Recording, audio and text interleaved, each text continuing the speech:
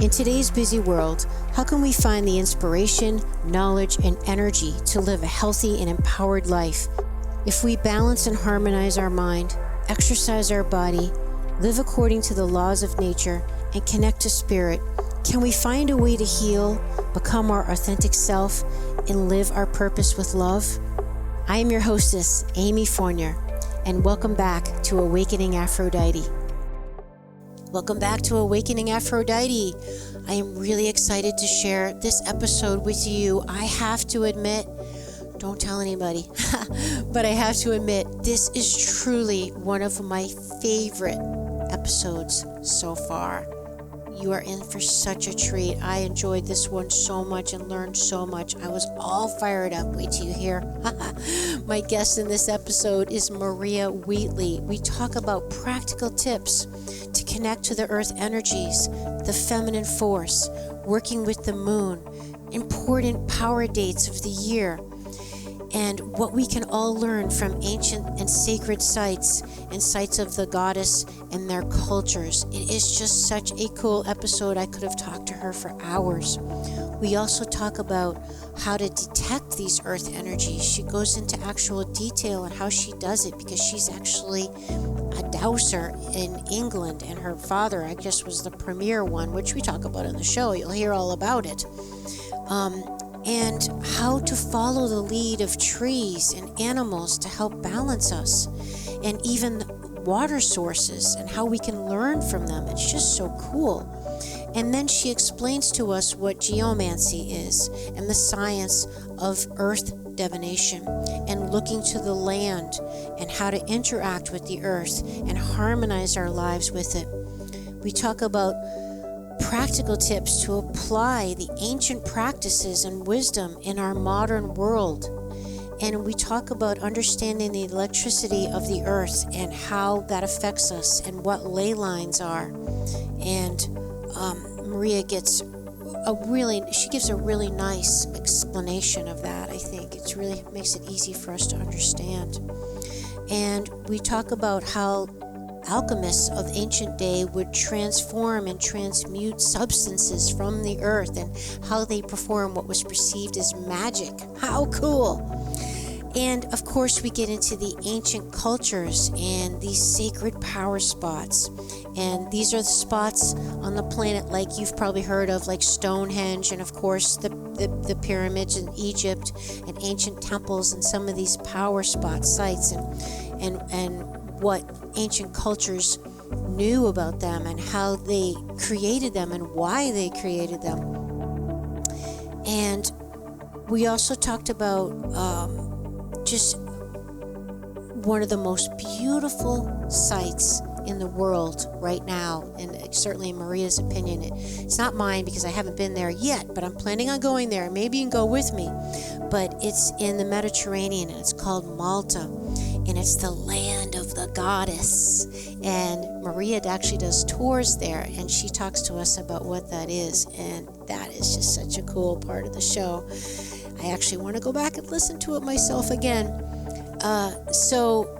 And then lastly, we get into really cool power dates of the year. So I didn't actually write them down, but I think it's about a dozen dates of every year that the earth energy, the stars, the moon, it all lines up, and they produce actual power dates of the year that we want to get in tune with to help facilitate and manifest things in our lives. So be sure to mark your calendar for those dates. I have them all on my calendar. So exciting, so powerful, so empowering, and I just love this episode so much. And Maria Wheatley, she's a gem. You can actually catch her on Gaia TV, and she's a big mover and shaker in that world, and I was so grateful and humbled to have her on my show. So I really hope you enjoy it. Please let me know. I always love to know your feedback, and thank you so much for sharing it and leaving a review. Let's get to the show. Maria Wheatley, welcome to Awakening Aphrodite. Well, thanks for having me, Amy. It's my pleasure. I am just so thrilled to have you on the show, and I honestly know a little bit about energy and all that stuff, but you're really going to educate me on geomancy, dowsing, ley lines, earth energies, all this stuff. I want to hear about Stonehenge. Let's start. Well, actually, why don't you tell us, since we're just going to really be basic, where should we start? What does the beginner need to know about all your life's work? Well, I think to begin with, it is just so simple. We live on a beautiful planet called Gaia, and most people refer to her as Gaia. She's 4 billion years old. And just like us, we have veins and we have arteries pumping through our body. So does Gaia, and they are earth energies. Some are male, some are female. She has straight lines that go around the globe, and some of them go into great circles. They're the ley lines. So it's really about earth energies that are Gaia. And when they're easy to find with a little bit of practice, earth energies are so easy to find, and they can calm us, they can heal us, they can balance us. So basically, Gaia is giving us a gift to humanity by saying if you can tune into these energies, you can self-heal, you can self-balance. Tremendous. Okay. So were you one of those kids that grew up always feeling energy? Your father was the predominant dowser of the United Kingdom. I mean, did you have a proclivity for this type of work? How can the normal person, the non-sensitive person that probably lives in their head most of the time, get on board with this whole program? Well, again, if a tiny little bit of Down's intuition, and that's all it takes, a tiny bit, or look up online, you can easily. This is a Dowsing instrument. It's called an L rod. It's a copper rod because that copper relates to Venus and Aphrodite. It's her metal. So it's very sensitive to earth energies. And then if you visualize in your mind a female energy in the landscape, just visualize that in the mind and say it in your mind, I'd like to find a female energy, and then your rod will literally turn to a direction and say walk in that direction till it goes to found. And that's really simple to do. Like I say, with a little bit more tuition, you can find out lots of different things. But also we can look to where nature tells us where the earth energies are, because, Amy, animals are far more connected to the earth than what most people are, okay? So you don't even need to have a dowsing rod.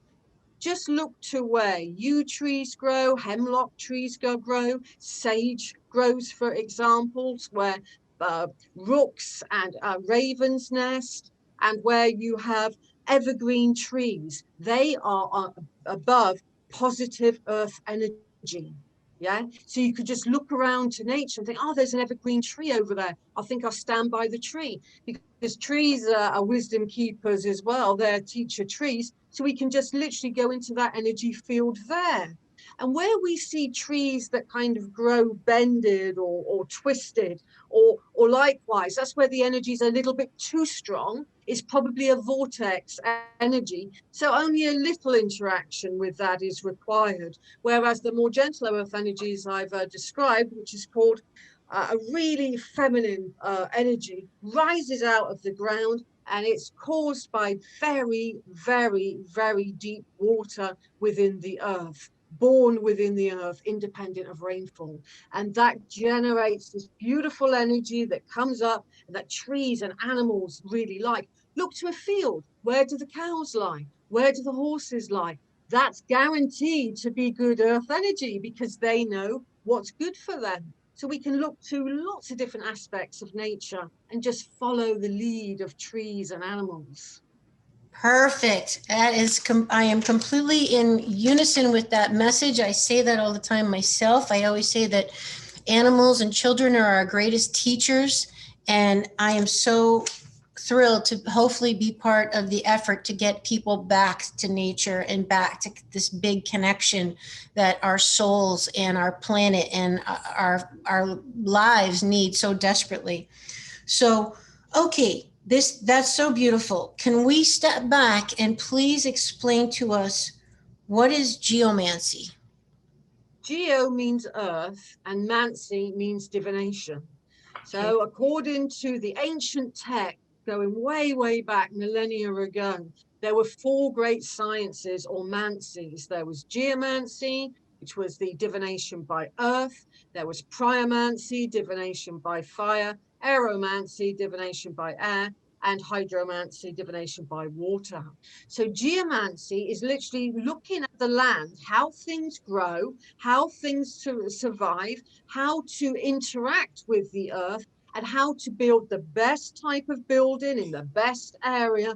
All of that is covered by geomancy. And geomancy is one of the oldest divination systems, far, far older than tarot or astrology. It was one of the first, where ancient men and women used to just start off by throwing seeds on the ground to predict the next harvest, what was going to be a good winter or a good summer. And eventually that turned into just using staff in the ground to create darts. Then after that, it was turned into a divination system where you could use cards, basically. So you can have geomancy, which is quite to do with the earth and building. Could you imagine, for example, and this is what I've trained architects for, Amy, if you imagine that we could have the best place, healing energies, to put a hospital above.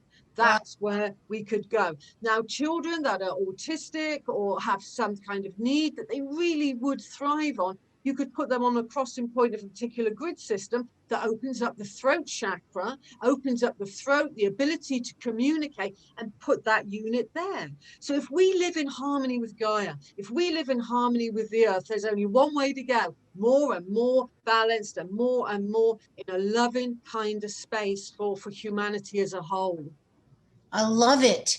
Okay, so not to get too ahead of ourselves, but how does a person in the modern age practically do that? Like, okay, so let's say their house is on well, I'm probably getting ahead of myself. I don't want to confuse people, but how do they do that? Let's just say you gave a beautiful example of a autistic child. Let's say one of the people listening to the show or watching on YouTube has an autistic child. It's like, wait a minute, what does she just say? Like, what do they do, Maria? Like, where do they go to follow up on that type of comment? Well, I'd say the easiest thing is to look to an animal. And cats are traditionally, according to all of the research, go way, way back to the 1930s to the 1960s in Dowsing, says cats naturally, not going on an owner's lap for wanting fuss, but where they naturally go in the landscape, they like what's called geopathic stress. And geopathic stress is toxic earth energy. So wherever the cat goes by itself, avoid that area. Where a dog goes naturally, not to be fussed by the owner, then that represents good earth energy. So that's one identification just by looking at animals, for example. So we can do it that way. Also, there's a really easy way to do it using dowsing, a dowsing rod with a little bit of training. You can ask a dowsing rod to show you where a ley line is, show you where an earth current is, show you this, show you that, and so on and so forth. But I would say to a person that doesn't have any awareness of dowsing, you just look to where your animals go. And if you haven't got any animals, then one simple tip is get an L rod like this and just stand in the doorway of the room, looking into the room, okay? And literally say into the dowsing rod with intent and with beauty and with focus, show me the best area for my autistic child to sit. And it will move and it will point. Follow the rod by walking, and when it goes into the body or away from the body, or it moves slightly, that's the area. So that's the quickest and easiest way to determine something without any training. Okay, so I've got to play devil's advocate. I love what you said. For the skeptic listening, you must get this all the time. People saying, well, prove it. This is really woo-woo. What do you mean? Is things going to point? What is your comeback to that common mindset if you get that comment? Well, yes, and I have for some of my books, I have proved this. I was a professional water diviner. I can find you water, and if I can find you water, I can find you anything. And just recently, I found a long lost holy well that was concreted over for a healing center. I don't normally do water divining now, but for a good cause, I would do that with love. So you use a device to douse for water, like the... Yeah, this. Okay, so she's pointing at the copper L rod. Okay. The copper L rod, or you could use a traditional hazel stick that Yeah. will rise up under pressure. That's a very old-fashioned way, but effective nonetheless. Then I say to the skeptics, I have proved in one of my books, go to, I'll mention a website later to get an article from, standing stones at places like Stonehenge, for example, Amy, if you imagine like an acupuncture needle going into meridian line, okay, Yep. going into an energy center in the body, then the stones do the same. And then the energy from the earth, the ley line it's rooted into, or an earth current, or whatever, rises up through the stone and emits it in a particular manner. That's too fantastic, people say. No way, Maria. That's that no way. That's double woo. Woo, woo, woo, woo. And then I said to a team, come with me and bring your equipment and test the Hertz frequency. Wherever I douse, you get your equipment and you see if it will make it move the equipment or it won't. It's simple as that. And they were really blown away, and they put it through a statistical t-test, 99% accuracy. What I was saying was happening to a standing stone and releasing a Hertz frequency. So there was that experiment done. And another one where I say there's underground water, for example, which I mentioned earlier, there's two types of underground water. One is feminine and one is male. And then I would say to somebody with equipment registering negative ions, because wherever you get underground water or surface water, you will get negative ions that are good for us. Okay? Yep. To breathe in. And each and every time, Amy, it goes negative ion zone, and I'm getting that with the dowsing rod. So I say to people that are interested in dowsing, don't believe me. You know, we go and get the evidence, and that's what I did, because I don't expect people to follow me. I don't like that whole kind of guru energy. I want to say to people, you be empowered. This is the information. This is the research. You make up your own mind. We're intelligent people, and we're at the age now where we should be listening to ourselves and our own intuition rather than looking outside of the box to other people. Amen. Amen. Amen. Amen. That's fantastic. So, all right. So what I love about what you said is what it comes down to is it's all electricity, and electricity is measurable. You mentioned the Hertz reading. So this can be scientifically, materially shown to alter a change or a response. I mean, let alone just results speak for themselves, right? Like someone feels better or something happens, right? But we can actually physically, tangibly measure electricity. And what we're talking about is an electrical currents. Did I get that right? Absolutely, Amy. That's amazing. A very good observation. Yes, that's exactly. You're interacting with an electromagnetic field that Gaia is emitting and that you can measure. So it's a bit like the veins and arteries. She has major earth currents that are like arteries, and then she has minor ones feeding into that system, which are like the veins. Then she has power centers like Stonehenge, which could be the liver, the heart. It's almost like Gaia as a body, and the ancients recognized these power places and put their pyramids on them and put temples on them, etc., etc. And they all link up all over the world beautifully with ley lines, but they're on these massive amounts of earth energies, and then the leys feed that energy round the world from one site to another to another. That was the vision of our ancestors, which was pure alchemy, because it could transmute anything, lead into gold at these places. And even though we just look at the vestiges of the pyramids and the ruins of Stonehenge, that power is still there. You can feel it into these. Oh, absolutely. You would tingle all over, Amy. You're going to have to come to Stonehenge with me and tingle. I really want to, and I want to go on one of your Egypt tours that I know you're going to tell us about at the end of the show. I'm all about it. I am totally on board. I love this so much. So can you please educate us on your knowledge about the ancient cultures? And my understanding is that all the ancient cultures all around the world somehow knew where these power spots were without all the fancy electronic Hertz reading equipment. And then they built their temples, their churches, their monastery, whatever there were on these spots.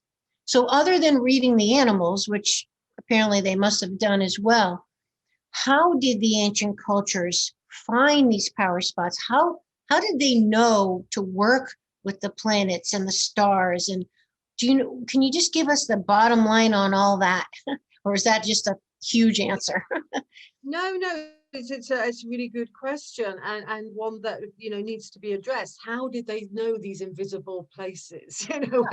Well, I think on a few levels. Or on one level, if we go back to 6000 BC, then and possibly even earlier than that, in a cave drawing, painting on walls in Africa, Algiers, Africa, there's what appears to be somebody giving a dowsing lesson to somebody. Okay, so I think they were using dowsing. I also think you mentioned in the introduction, Amy, that I discovered the elongated skulled people of Stonehenge.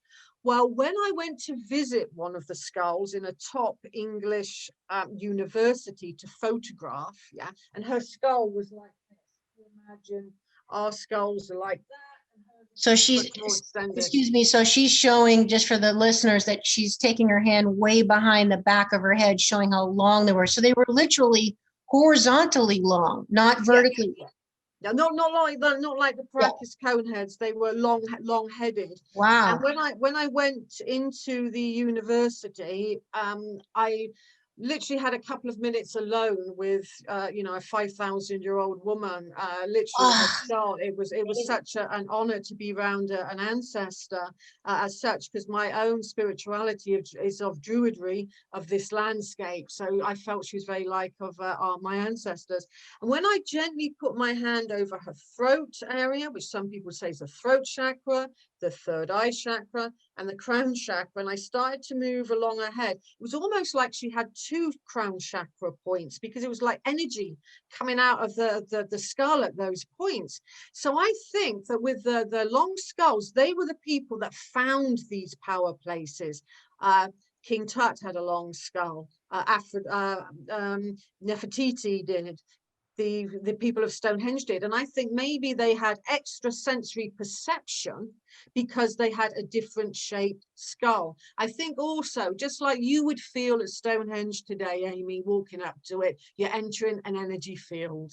So I think even without the long skulls, even without the dowsing, when one walks towards these places, you just feel the energy. Woo. So, so lots of different things to find these places. And then once you enter the energy field, which surrounds an ancient site. Then when you go into the holiest of holies by the center of that site, be that in Malta, be that the King's Chamber in Egypt, be that by the altar stone at Stonehenge, you just feel your consciousness go, whoa, up. Yeah, you're in an altered state of consciousness. And that's why the Christians, they too placed their altered state of consciousness above these power centers, because they literally lift you up. Now, can you imagine at places like Avebury, which is the world's largest stone circle, that can fit up to 1,000 people in, 1,000 people collectively raising their consciousness?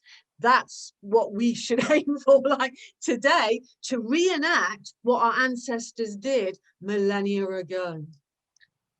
I mean, let's just get the tour buses on the way there. I think the whole planet needs to go there immediately as soon as possible. The world needs it. Okay, so I need to ask you, if the long-skulled people were obviously so evolved and tapped in, why don't we have long skulls? What happened to them?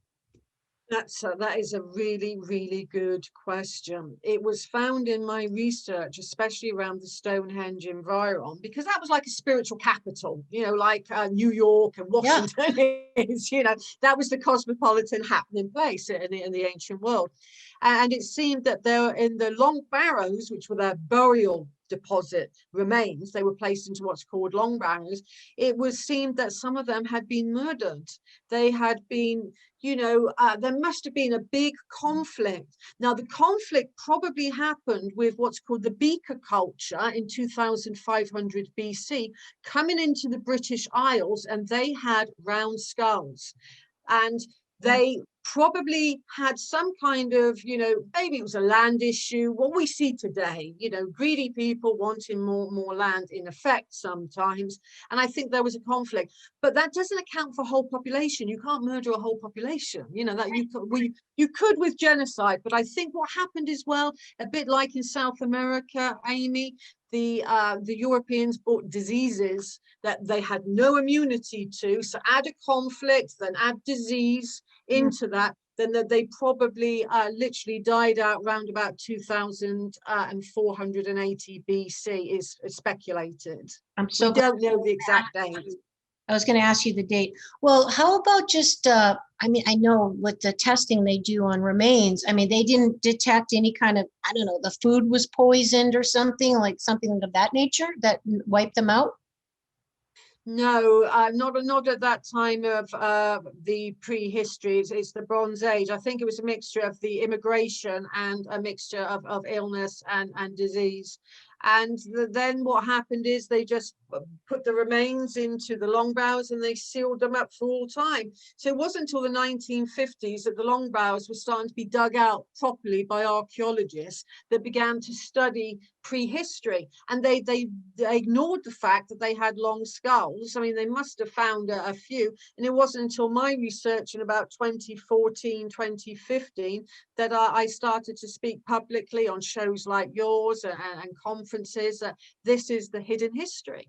This is the history that we're not taught in schools. What do you think was in that part of the skull that our skull doesn't have? Well, for one, the brain capacity was bigger.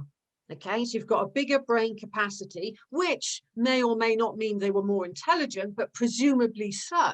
But I'm not saying that I'm with anything with certainty because I don't know, but I presume that they had a bigger brain capacity. But more than that, when we look to how they lived and how they worked the land, they were communal people. So they lived together and they died together. So in a long barrow where the burial deposits went, it wouldn't be for one person like today. You go, in the ground by yourself. You're not with anybody else.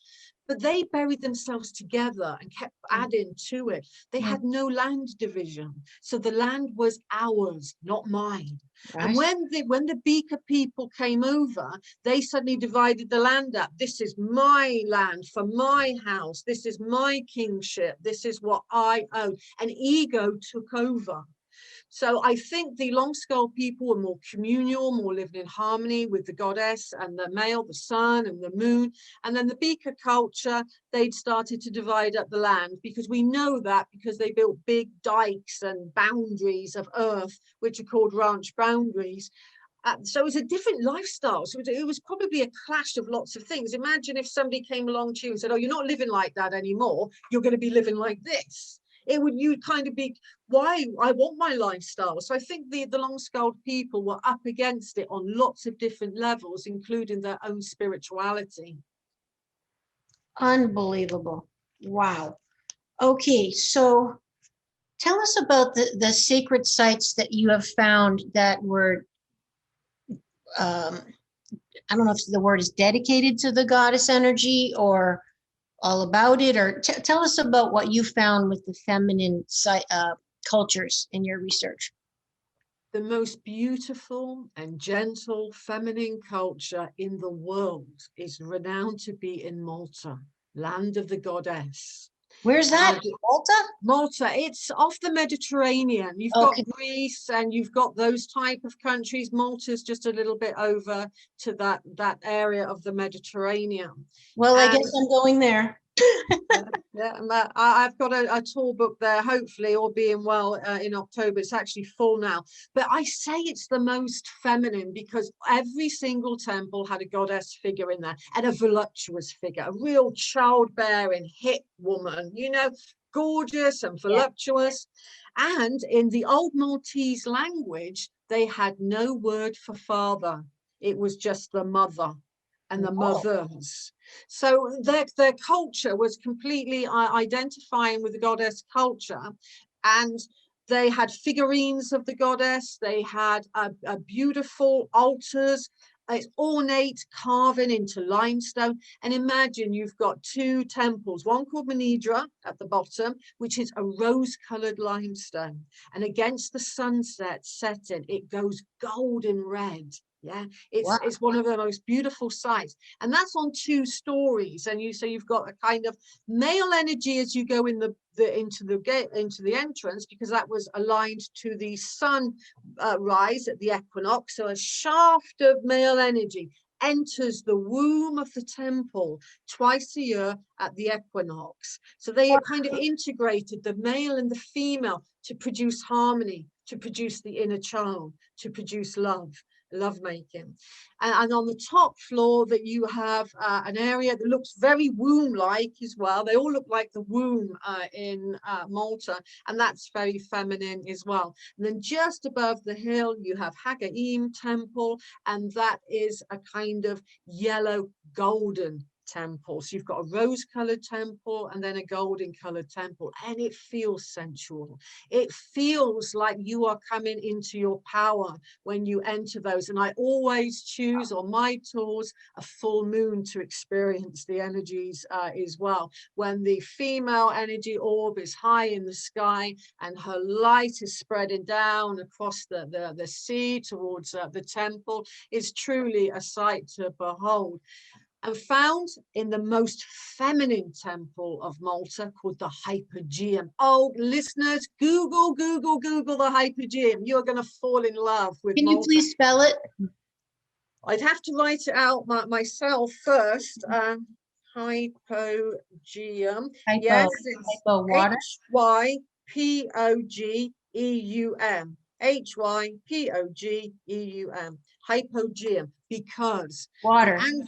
yeah, what the ancestors did in Malta, probably led by a priestess cult, priestess school, mystery school, call it what you will. They dug 2 stories down in the solid limestone bedrock to make a womb-like area. And it's just like at the pyramids. How did they see what they were doing? There's no soot. They must have had a light source. And it's so intricate. Everything is carved so beautifully. It looks pristine, but you're 2 stories down. But the amazing thing about the Hypogeum and all these womb-like rooms is there's one room called the Oracle Chamber. And it's called the Oracle Chamber, Amy, because if I was stood in there and I said, Amy, in every single of the chamber, and there's numerous chambers, you'd hear Amy, Amy, Amy, Amy, Amy. Then it would build up to reverberate and reverberate and reverberate. You feel the sound going through your body. That's the Hypogeum. And a lot of people, when they think about ancient sites, they think about Stonehenge and the pyramids. So I always remind people of the land of the goddess and Malta, because it's little talked about, but it is one of the most amazing experiences to interact with the temples there, and they are so beautiful. And right at the bottom of the Hypogeum, it will lead to a well. Originally it's dried out now, but back in the original design canon, and there was found to be what's called the sleeping beauty goddess, a very delicate goddess led on a little pillow like that, asleep with what looks like a kind of big pregnant belly, if you will, and that's very famous. So every single temple there is dedicated to the goddess, but with the balance alignment of the sun, the masculine sun, pushing his light into those temple spaces. So it's about balance and fertility and holistic health, if you will, as well. Because once we experience those type of energies that have been imbued in those temples for 5,500 years, you can't fail to feel that in your body and go away feeling truly blessed, refreshed, and beautiful. That is absolutely incredible. I am absolutely going there. I don't care if I have to swim. I am going there. Well, I got to tell you, I recently, a few years ago, I went to Israel, and it's the place my mom has always wanted to go. And my father had passed away, and she thought she was never going to go. So my sister-in-law and I took her, and we went to all these ancient sites for my mom because she's quite religious. And I could feel the energy. I mean, it's very powerful, very, very powerful. And a couple times I was literally speechless. I mean, it's almost like, I sad to say, but it's almost foreign type of energy. I wish it wasn't foreign, but it was like, wow, like what am I feeling? It's so encompassing and palatable, and it's almost like you dissolve. Your body dissolves, and you just get encompassed by this force. And in addition to that, one of the things I felt the most was when we swam in the Dead Sea. And it wasn't even what I felt while I was in the Dead Sea, but it was what we felt after.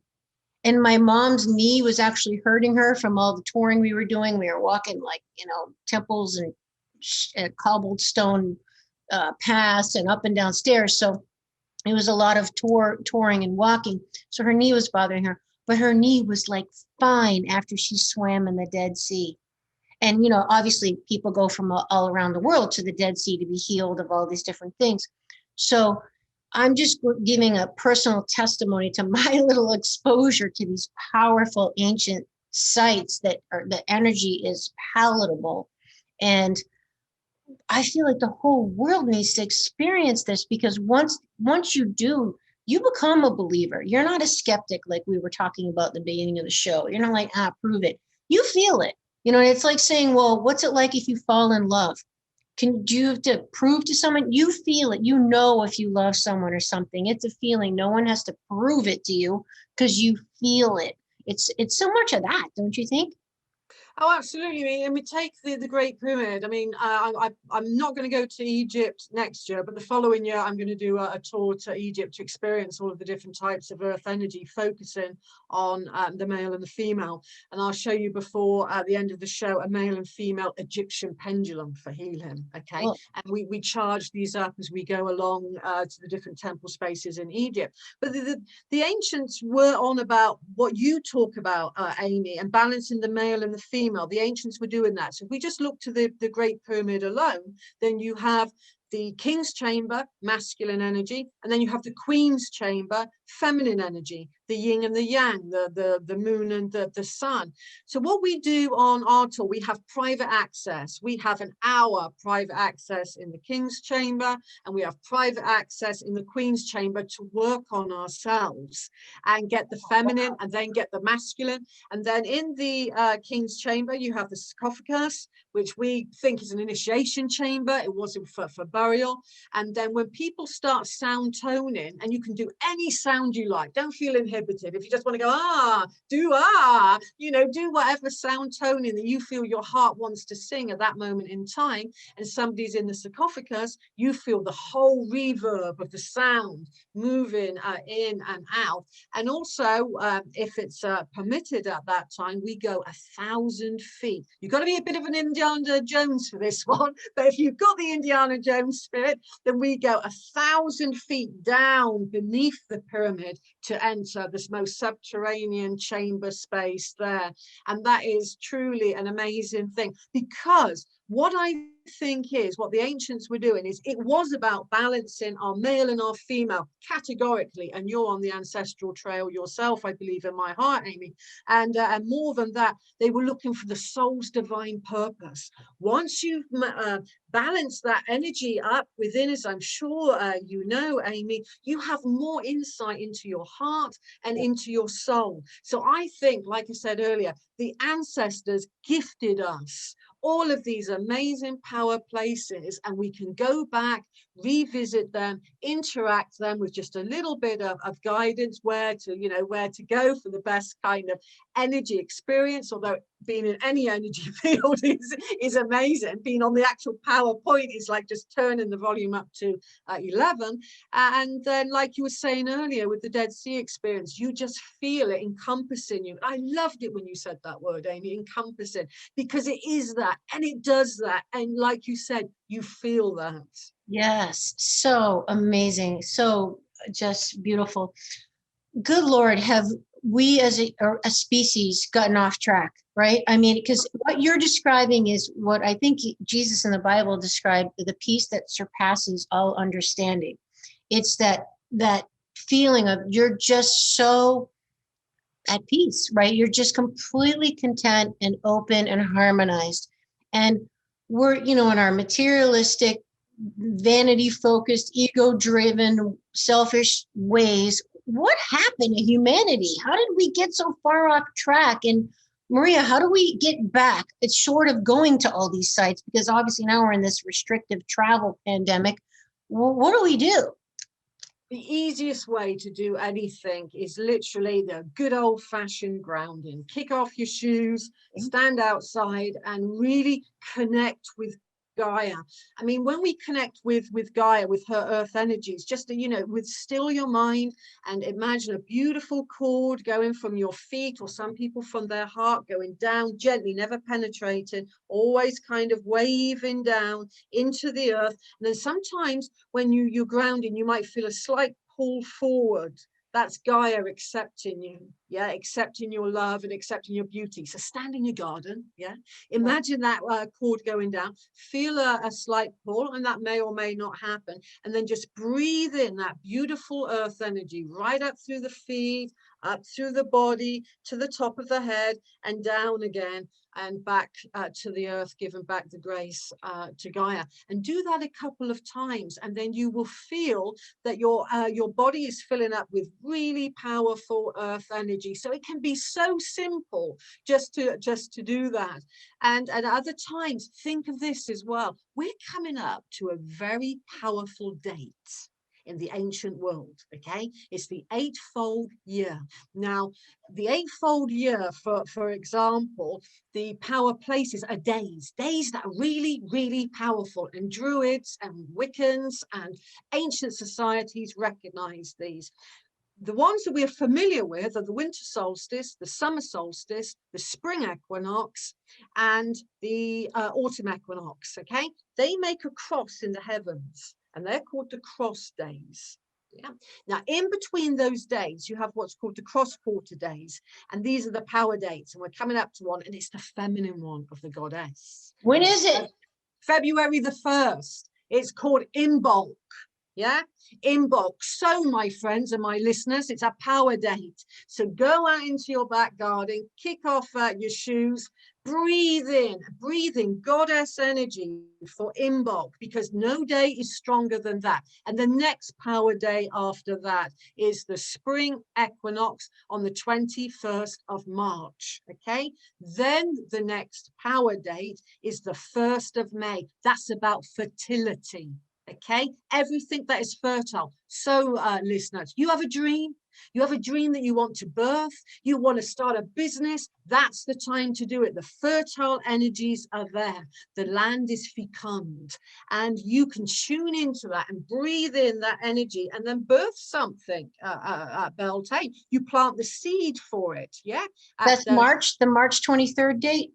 That's the Beltane, May the 1st. Oh, May the 1st is fertility. Is called Beltane, or Beltany if you're Irish and Gaelic. And so that's when you plant your seed for whatever it is you want to do. And then the next power date after that is the summer solstice on June the 21st. And the start of the harvest is called Lammas on August the 1st. And then the next power date is September the 21st, which is the autumn equinox, which sometimes falls on the 21st of September or the 23rd. And then the holiest of holiest is called Samhain, and it's on November the 1st, but you celebrate it on its eve, because that's the Druid Celtic New Year. And New Year's Eve is called Samhain, and it's when the ancestors come out of the ground and they come close in spirit to us, and we can commune and do a year's divination. And that's why the Christians Christianized it to Halloween. And I was going to say that's Halloween. Yeah, it's taken from the ancient Celtic date of Samhain, or if you're in ancient Egypt, that's the Day of the Dead, because it's about communion with the ancestors, not with fear of ghosts, but to speak with your loved ones. What's the year going to be like ahead? Yeah. Wow. Then the next power day after that is December the 21st, the winter solstice, and then we're back to February the 1st in bulk after that. They are power days. So if we do meditations leading up to the eightfold year, and I do some workshops on the eightfold year, because I've been a practicing Druid for too long. Actually, I don't want to say how long I've been a practicing Druid for. But what I say to people is, look, our ancient ancestors aligned all of their signs to one of those days. Do you see what I mean? So there's a beautiful site in Ireland called the Mound of Hostages, and in bulk, the rising sun on February the 1st sends a shaft right through to the chamber, illuminating it with light. Yeah, so it's again about empowering people on these days. So they are magical days, they are mystical days that have been seen that way for nearly 6,000 years. Now think of the energy build up in that, and in that alone.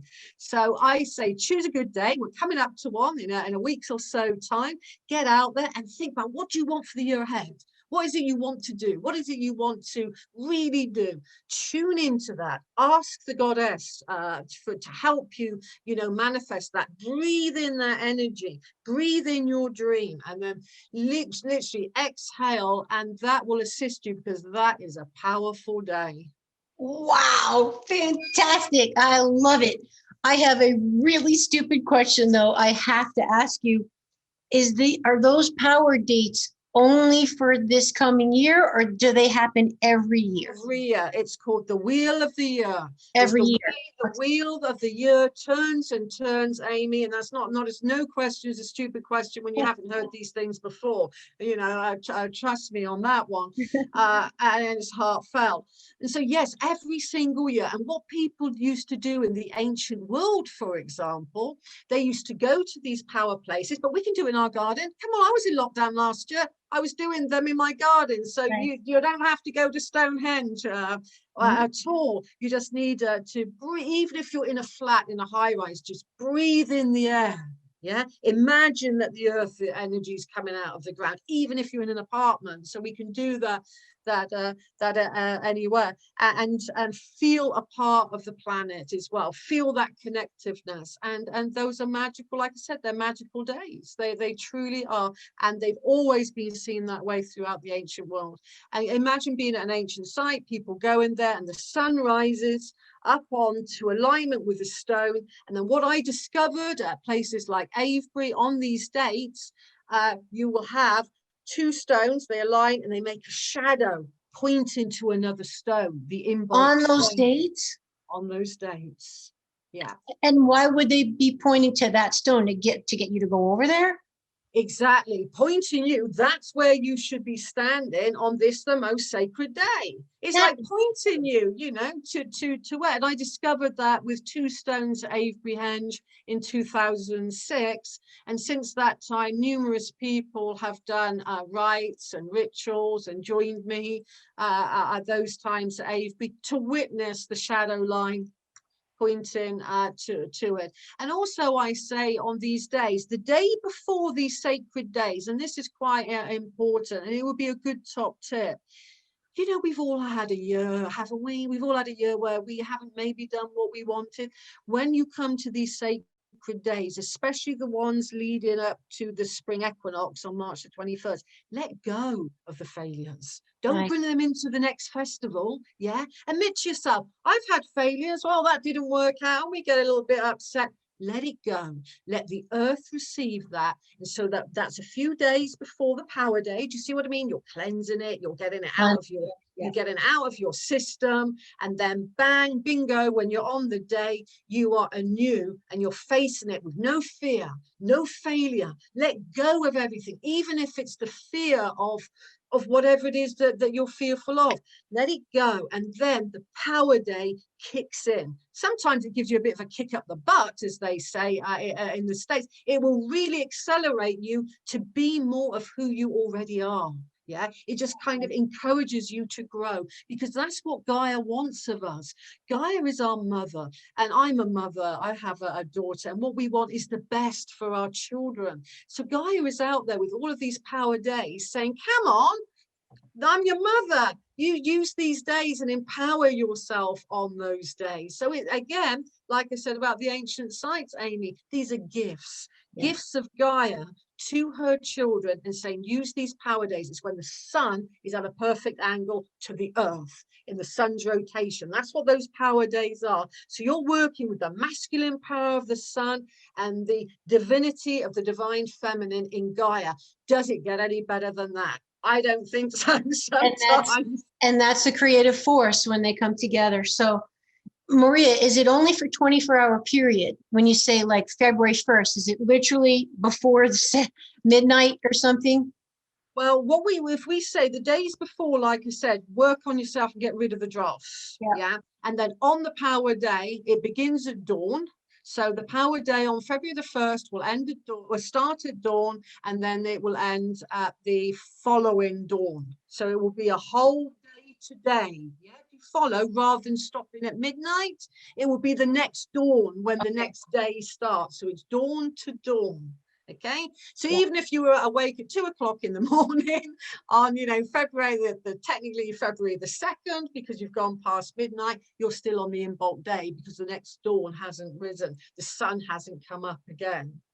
I love it. Well, and I just want to also reiterate, you said a very important point that a lot of times people want the next thing, want this, want the new, but they haven't done the important step. They have to create the space for it. They have to create the container. So I'm so glad that you reminded us before we tap into the manifesting on these power dates.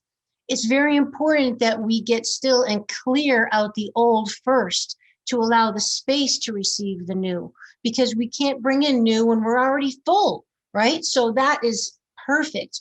And I'll also add that for people that live in apartments or don't have access to natural landscape and beautiful nature, or whatever the situation is, or perhaps on that particular day, it also helps to obviously be barefoot and be on some natural material, whether it be a stone floor, a wood floor, even concrete if you have to, because it's stone, something that is not synthetic or man-made. And your clothing, try to have no synthetic fibers on you, anything like that. Be naked if you can be, would be, I guess, ideal. But, natural organic cottons and fabrics, because all of those things will screw up our energy of our body and our connection to Gaia and all of energy. So I just want to throw that in for people. Excellent, Amy. That's beautifully said, because it's getting back to nature herself just through clothes and what we wear. And I really do feel, and I would say this with love to all of your listeners, once you go through the eightfold year and you have worked, because you're working with the seasons of Gaia, you're working with all of her expressions. Okay, so you get to know her. You get to know her mood in the winter. You get to know how she feels in the spring, the joy of summer, the turning wheel again when it comes to the autumn equinox. And if we can sink in with Gaia, with these natural energies around us, then we sink in with ourselves. We become more one with Gaia, with her seasons. And you will find, I think, just by experiencing it, just by going out for a walk, if you don't want to meditate on anything, just go out for a walk, feel the rain on your face, the wind in your hair, and all of that type of beautiful stuff. And then you find you get less colds, you feel more in balance. Do you see what I mean? Because you've synced yourself back into Gaia's arms and back into Gaia's heart. I love that. And I love how you pointed out that, Gaia is the energy of the feminine and the cyclical nature of all of life. And for those of us that are born female right now, to give ourselves permission to be phasic, to be cyclical, that is normal for us. We're not going to be awesome all the time. We're not going to have energy all the time. We're not going to feel great and beautiful and empowered all the time. And that's okay. And that's normal. So I love that you pointed out that the feminine force is a cyclical force. And that saying that people and things come into your life for a season, a reason, or a lifetime. We have to just figure out what it all is, right? But I love that you just reiterated the cyclical nature of the feminine. It's just so critical for us to accept and live by to be happier.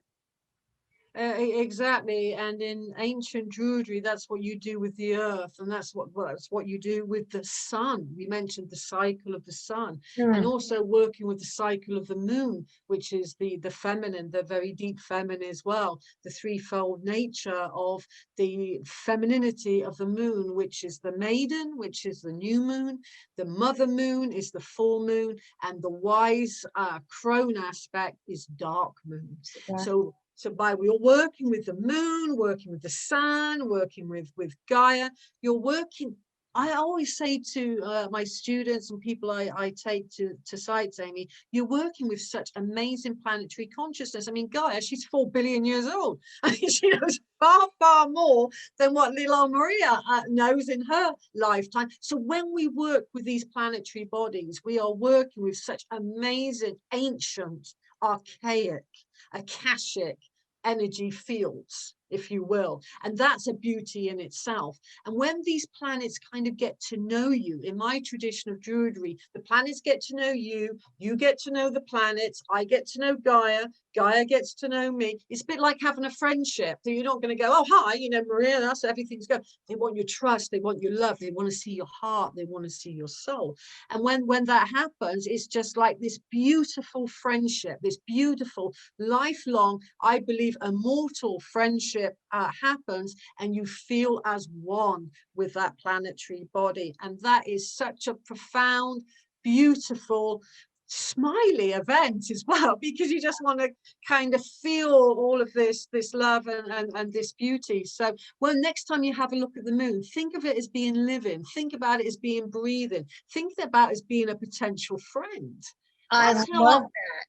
I love That's how our that. ancient ancestors saw it, you see. So if we look through the eyes of the ancestors, we get a little glimpse into how they became one with the surroundings. I love that. It's basically what you're describing as a homecoming. It probably feels like coming home because that's where we're from. Exactly.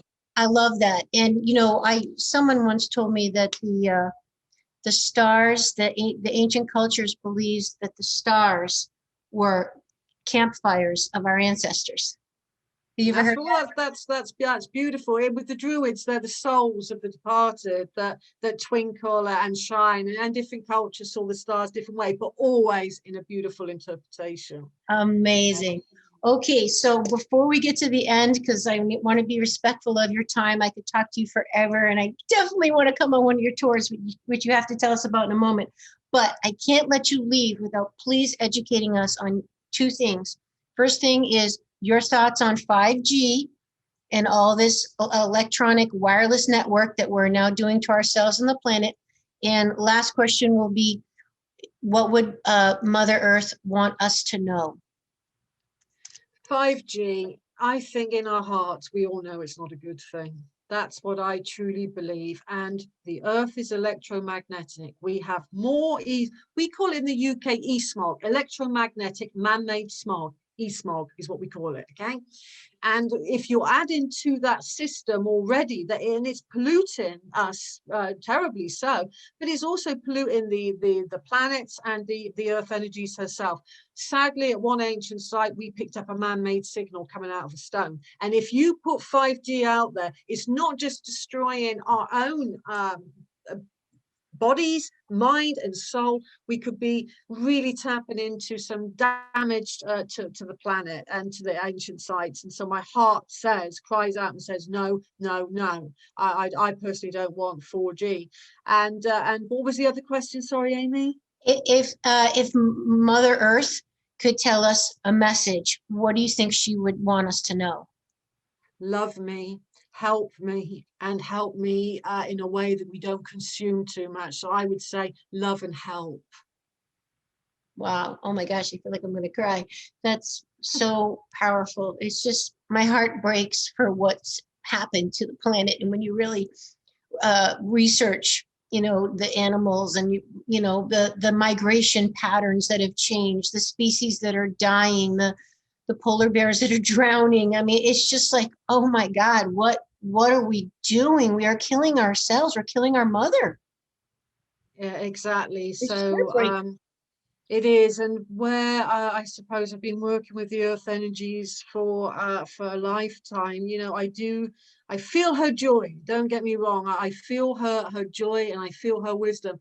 But now with the way that we're treating the oceans, I feel her sadness, and I've literally felt her tears sometimes.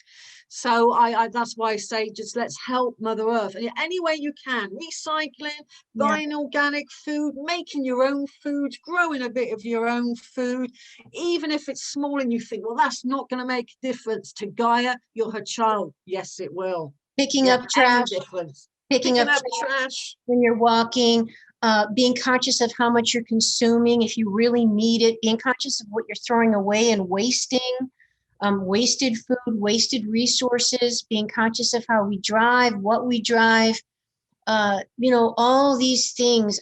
And then the whole, you know, saying no to all this technology that's just destroying us. So, okay, Maria, are there any last things that you'd like to share with people that you think they should know before we close? Well, I'm just going to briefly show you an Isis feminine pendulum. It comes into 3 bits because you can use it to absent heal, or you could use it. Now, when this is all screwed together, and this is in temple after temple, this design, and if you get one of these pendulums, I've got them on my website, and it just, let me put it on my arm and see if Is that a wedge? Yeah, so it's moving there. So that's picking up on an area of my elbow, which is a little bit painful at times. And now that's putting in white light. It will go round quite some time. And if it goes the opposite direction, that's taking out energy. And you must always get one that you can unscrew, because where it emits white light all the time, you can't be around that for too long. That's the feminine Isis pendulum. We need to do a show on these. Yeah. These So I pendulums. just want to interject, remind people they can go to YouTube to watch what she's doing for those who are just listening. And this is the masculine one. This is again on every single depiction in a temple. It's called the Karnak pendulum, and that's masculine. And on one temple, Komombo in Egypt, they have a god holding this energy device, and from it comes the Ankh sign, which is the symbol of the life force, and healing people below. So these are very healing pendulums. So I think we can take our health into our own hands and learn from the ancient Egyptians. And when I do my tours, we empower all of these ancient Egyptian energy devices at the temples. So you're tuning into the temple energy, and you're tuning into the colors and putting the colors into these energy devices. So when you leave, you have a powerful energy healer initiated in ancient Egypt, just like the priesthood would have done millennia ago. And how do you clear them afterwards to keep them aligned and not get impregnated with bad energies?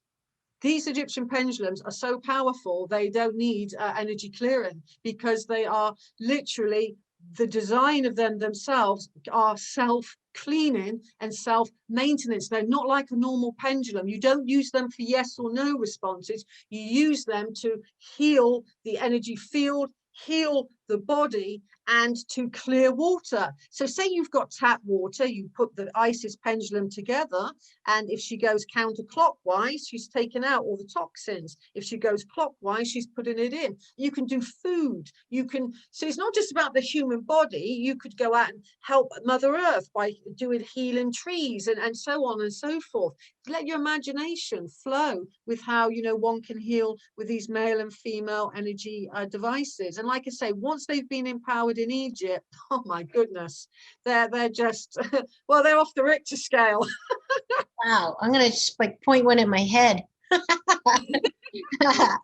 That's fantastic. I love that. Thank you for bringing those. It's just, yeah, I'm absolutely fascinated with the ruins of Egypt. And I mean, just that's a whole nother show, their wisdom and how they lived and just what was normal to them, and their harmony and their knowledge about all these esoteric things. By the way, how would you define esoteric for us before I let you go?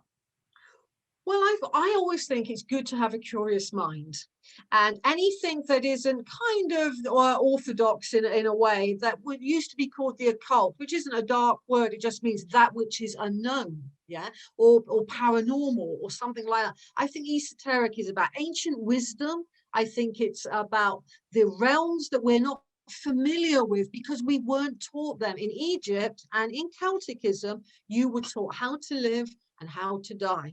With the Book of the Dead, for example, we were taught many things about the mysteries, and all of that comes under the banner, if you will, of esoteric studies and the supernatural. But it's not supernatural, it's literally what's out there for us to tap into. So it's natural, but people call it supernatural. But it's not really supernatural at all. It's just a realm we're not used to walking in. It's the seas we're not used to swimming in. And once you've swum in them for a little while, you realize that it's just normal.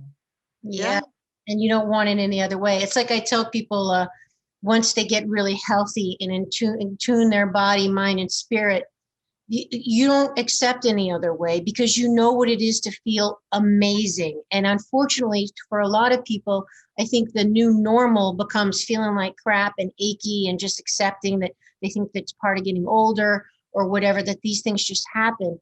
But it's not normal. And once you feel these type of energies and how good you can really feel, you don't want to accept anything less than that. So I just love what you're doing. Maria, thank you so much for coming on the show and taking your time. I know you're such a sought out, busy woman. Can you please tell people how they can find you, how they can learn more from you, all your resources, how they can work with you, anything that you would like us to know? Sure, I run esotericcollege.com, which is my teaching platform, and I give readings and I give energy clearings, I give house clearings as well. So I teach dowsing, I teach pendulum, Egyptian dowsing, lots of other courses besides on that platform. And then my tour company, if you will, is called the Avebury. That's Avebury, the Avebury Experience.co.uk, and that's where I advertise my tours. But this year they are very limited. I'm really aiming for 2022 to take groups back to places like Malta and Egypt and other places alike. But realistically, I can't even travel to the States, even if I wanted to now. England is not allowed to travel, so obviously that part isn't. But my online courses are going very well. I offer group Zoom courses or private one-to-ones or home study, if you just want a home study package. Some are video tutorials and some are done by PDFs, and it's all on the website to look. And my email's on the website, so if you want a reading or if you want to talk to me and have a consultation about a course, and I can put packages, bespoke packages together. If you said to me, oh, I want a bit of house clearing, I want a bit of energy work, I want a bit of this, I say, okay, I'll do you a bespoke course personally for you. So I'm very flexible indeed. So you can use all your education, experience, and knowledge and customize something for somebody. Yeah. Exactly, I customize it for people because different people are on different paths, Amy. Of course. So what works for some people on my group Zoom courses is great, but some people go, well, I don't really want that. I want this, I want this, I want this, and that's where you begin to blossom and flower because it is for your path and not a collective path. And I think that's becoming a little bit more popular these days because people are we're different. You know. Mm-hmm. I love it. This is just fantastic. Well, I can guarantee if anybody listening or watching is planning on going one of your tours, I probably will be on one with you, and let's plan it together because I really, it would be such a thrill to meet you in person. And I'm praying that all this lockdown stuff is over really soon so we can go back to experiencing the world and life and each other as we were designed to, obviously. Would you like to support my mission to help empower people all over the world to be all of who they truly are? If so, please subscribe to the show, leave a review on iTunes, and share it with a friend. And if you're looking to take immediate action to align your energy and optimize your health, visit amyfournier.com. Thanks for listening to Awakening Aphrodite. Let's awaken her together in you. I'm your hostess, Amy Fournier, and I already can't wait to be with you again and for you to hear what I have planned for the next show.